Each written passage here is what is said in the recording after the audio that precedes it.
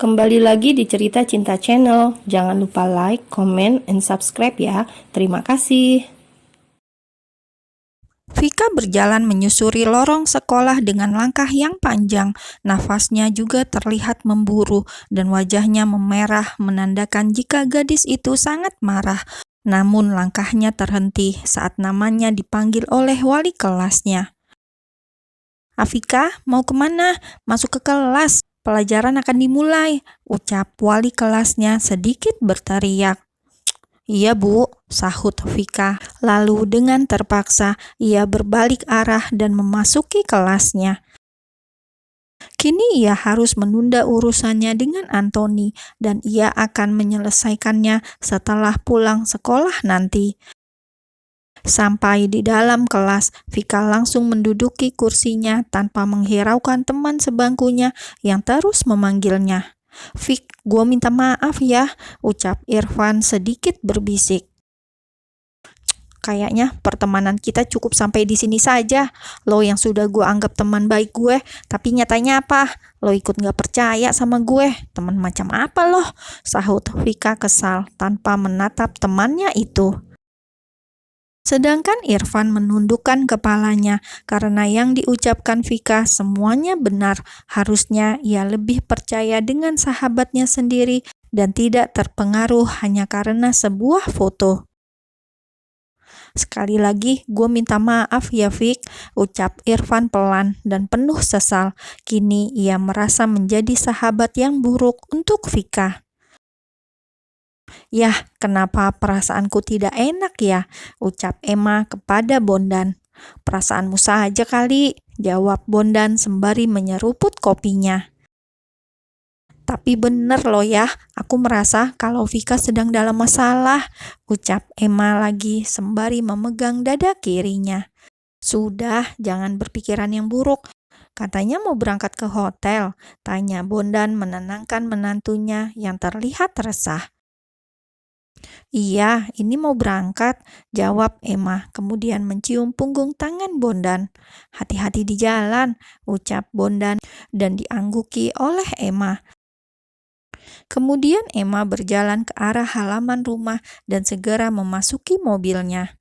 "Tapi perasaanku gak enak banget, semoga istriku baik-baik saja di sekolah," gumam Emma saat sudah di dalam mobil sembari menyalakan mesin mobilnya. Setelah itu Emma memacu kendaraannya menuju hotelnya. Tidak membutuhkan waktu lama, Emma sudah sampai di hotel mewahnya dan ia disambut hangat oleh para pegawainya. "Ruri, bisa dimajukan meetingnya?"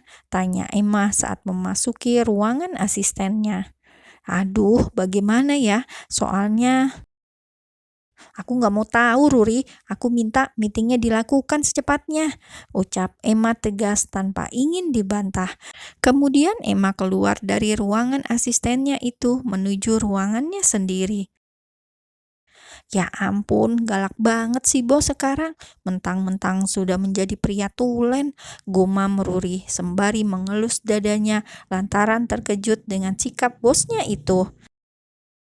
Sedangkan Emma yang kini duduk sembari menyandarkan punggungnya di kursi kebesarannya sambil menatap foto istrinya yang ia jadikan wallpaper ponselnya.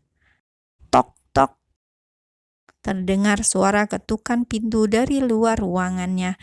Dan tidak berselang lama, Ruri memasuki ruangan bosnya itu dengan perasaan takut karena tidak pernah bosnya itu berkata tegas seperti tadi selama bertahun-tahun ia bekerja dengan Emma. "Ada apa?" tanya Emma masih menatap ponselnya. "Itu, meetingnya bisa dimajukan dan sebentar lagi klien kita akan sampai," ucap Ruri. Jawab Emma hanya berdeham saja, membuat Ruri menggaruk tengkuknya yang tidak gatal. "Ada apa, bos?" tanya Ruri dengan hati-hati.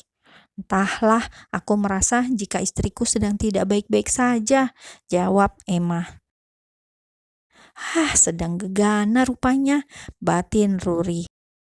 "Mungkin itu yang dinamakan cinta sejati. Jadi apa yang sedang dialami istrimu, kamu ikut merasakannya," jawab Ruri.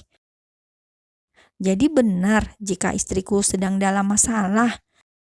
Bukan seperti itu, tapi batalkan meetingnya, titah Emma lalu segera beranjak dari duduknya dan keluar dari ruangannya. Ya ampun, gua lagi yang kena ini, sungut Ruri mengacak rambutnya dan menghentakkan kakinya dengan kesal. Emma memacu kendaraannya dengan kecepatan di atas rata-rata menuju sekolah sang istri. Saat sampai di sekolahan tersebut, keadaan masih terlihat sepi. Emma melirik jam tangan mewah yang melingkar di pergelangan tangannya, dan ternyata waktu sudah menunjukkan jam 1 siang. Sebentar lagi, gumam Emma, lalu ia mengirim pesan singkat kepada istrinya. Aku di parkiran, sayang. Dan tidak berselang lama, para murid di sekolah tersebut membubarkan diri. Emma mengedarkan pandangannya untuk melihat istrinya, namun matanya mengerut saat melihat pria yang kemarin dihajar oleh istrinya tengah berdiri di dekat gerbang sekolah sembari memperhatikan para siswi di sana. Sepertinya pria itu juga sedang menunggu seseorang. Benar dugaanku, pantas saja perasaanku tidak enak sejak tadi, gumam Emma. Namun pandangan Emma semakin tajam ketika ia melihat Vika mendatangi Anthony dan terlihat jika istrinya itu tengah berbicara dengan pria itu. Vika keluar dari kelasnya dengan terburu-buru saat ia membaca pesan dari suaminya. Namun pada saat ia akan menuju parkiran mobil, ia melihat Anthony berdiri di dekat gerbang sekolah dan tidak banyak berpikir. Ia menghampiri Anthony dan akan memberikan perhitungan dengan pria tersebut. Wah, sepertinya takdir mempertemukan kita kembali ya. Jangan-jangan kita berjodoh, ucap Anthony tersenyum senang saat Vika sudah ada di hadapannya. Mimpi, balas Vika tajam. Jangan terlalu galak, aku jadi semakin menyukaimu, ucap Anthony tidak tahu malu dan mencolek dagu Vika. Plak! Vika memukul tangan Anthony yang dengan berani mencolek dagunya dan dengan cepat Vika mengusap dagunya itu dengan kasar. Manis sekali sambutan tanganmu itu, Anthony menyeringai sembari mencium tangannya yang baru saja dipukul Vika. Dasar stres, maksud lo apa nyuruh Nadia untuk menyebarkan foto gue dan pacar gue? Tanya Vika geram kepada Anthony. Bukannya menjawab, Anthony malah tertawa terbahak seperti orang yang kehilangan kewarasannya. Cepat sekali ya kamu mengetahuinya. Bagaimana? Apakah kejutan dariku membuatmu terpukau? Dan ya, aku tidak menyangka jika wanita garang sepertimu bisa luluh dengan pria gumulai seperti itu. Dan lebih parahnya lagi, kamu membeli sesuatu saat bersama kekasihmu itu. Apakah dia bisa memuaskanmu? Jika tidak, aku bisa memuaskanmu lebih dari dia. Dan aku menyebarkan fotomu karena aku ingin menghancurkanmu secara perlahan. Kau tahu, aku sudah sangat lama tertarik padamu. Tapi kenapa kamu tidak pernah melihatku? Kenapa harus dia, si pria gemulai yang menjadi pilihanmu? Ucap Anthony dengan menggebu. Lo gila, ucap Vika sembari menggelengkan kepalanya. Ya, aku gila karena kamu, karena aku sangat mencintaimu, Vika, ucap Anthony lalu memajukan langkahnya, tapi gerakannya tertahan saat ia mendapat bogem mentah dari seseorang. Buk! Brengsek, maki Anthony saat ia mendapat pukulan tepat di pipi kanannya dan ia sampai terjatuh ke tanah. Nue, pekik Vika. Bangun bajingan, kita selesaikan secara jantan, umpat Emma menundukkan badannya dan menyeret Anthony keluar dari wilayah sekolah tersebut. Aksi keduanya itu sampai menjadi tontonan para siswa yang akan pulang sekolah. Nue, Vika berlari mengejar suaminya yang tengah menyeret Anthony. Lepasin gue, banci, umpat Anthony sembari memegang lehernya yang terasa tercekik karena Emma menarik kerah bajunya ke belakang. Bruk, Emma melempar tubuh Anthony ke lahan kosong yang berada tak jauh dari sekolah tersebut. Dengan nafas yang terengah, Emma membuka jaketnya dan melemparnya asal. "Nue, hentikan, kamu bisa terluka." Vika berniat untuk menghentikan Emma karena Vika sangat takut jika terjadi apa-apa dengan suaminya. Apalagi Anthony bukan lawan yang sebanding dengan Emma. "Diam di sana," ucap Emma tegas dan mengangkat tangannya.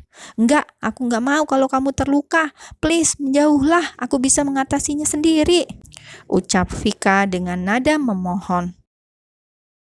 "Aku lebih tidak rela jika melihatmu berkelahi dengan pria pengecut seperti dia," jawab Emma sembari menunjuk Anthony yang berusaha untuk berdiri.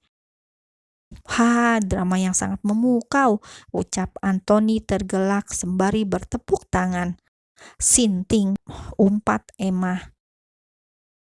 "Kemari dan lawan aku, pria gemulai," tantang Anthony sembari menggerakkan tangannya agar Emma mendekat.